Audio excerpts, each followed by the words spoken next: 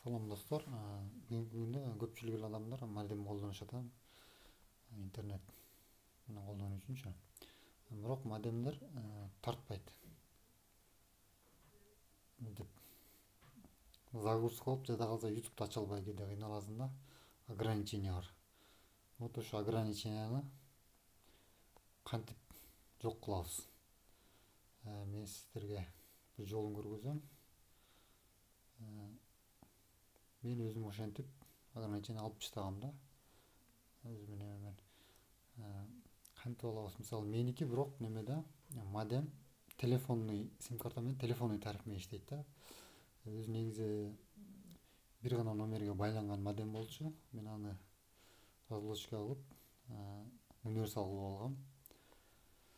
Эгер кимге кызык болсо, ошо универсалды кантип кылабыз деген темада дагы бир ролик тартып киргизем кеңири. Кеттик анда эмес. Биринчи эле настройкага киребиз. Настройкага киргенде могул жерден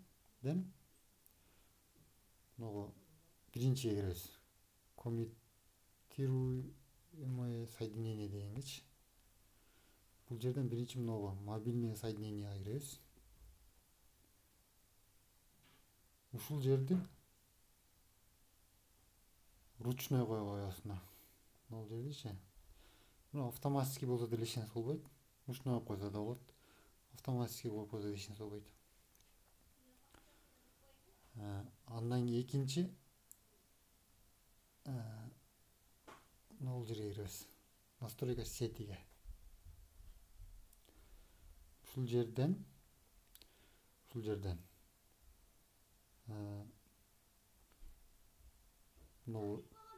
только литеге коебуз. Эгер 4G тартса, сиздердин аймагыңарданчы. Анан могул жерде мына биз тартпай калып атпайбы интернет. Ошол 900-800ге түшүп калат да. Мына 900-800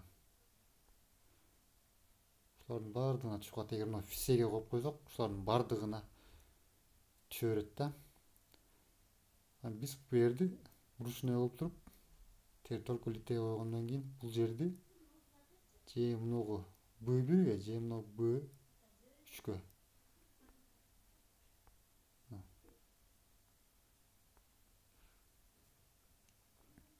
Же болбосо мынагу кимдин аймагында кандай неме частотасы кандай болсо. Же болбосо мынагу B7ге. Меники мисалы мынагу B3тен, анан мынагу B1ден кармайт да.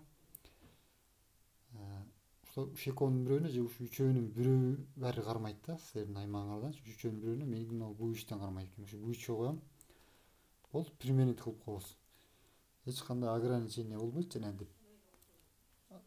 Гигабайт деп жана деп загрузка болуп, YouTube'ду загрузка болбойт да. Батылдамдыкта каалаган жериңден бассаң ошол жерден баштап көрөм.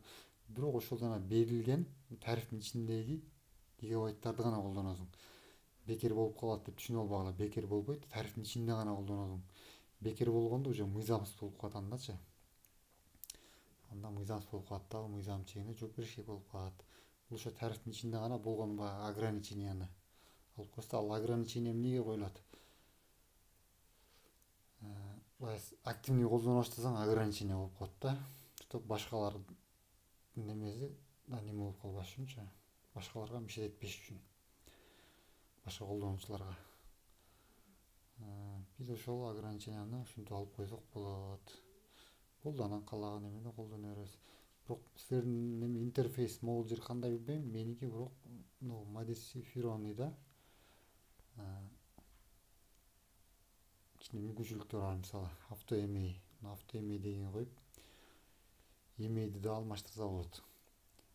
Разблочка кылгам деп атпайбы? Ошондо койгон бул прошивканычы. Кимде ким ошо прошивка бир эле номерге байланып, кантип башка номерди колдонушту билбей аткан болсоңуздар, лайктан басыңыздар, комменттерге жазсаңыздар, мен сөзсүз түрдө кантип разблочка кылат, ошол жөнүндө ролик тартып киргизем. Саламатта болуңуздар, каналга жазылып, лайк басканды унутпаңыздар.